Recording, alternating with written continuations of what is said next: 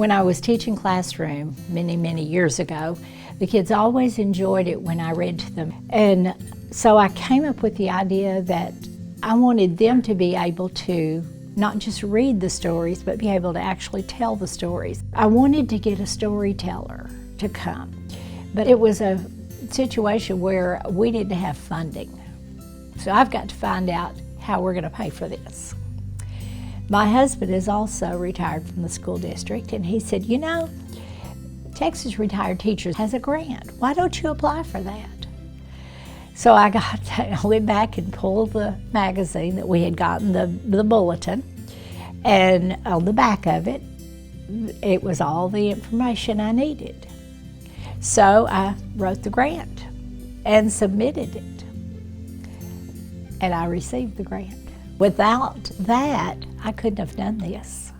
Jan Powers is our speaker today, and Jan taught for 22 years in the classroom, and she enjoyed storytelling, took some classes, taught herself, got some experience, and got into this.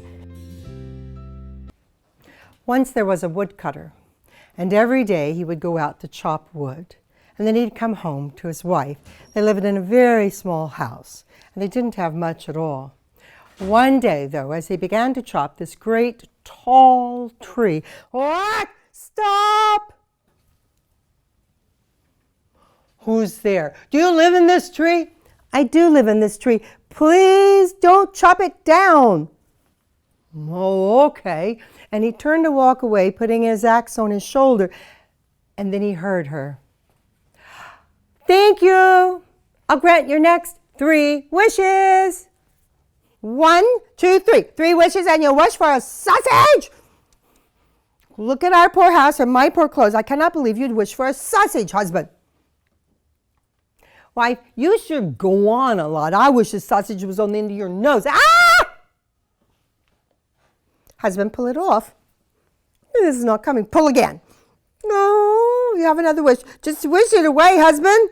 So now I want you to think and tell me, what did you see me doing as a storyteller that made that story come alive? What?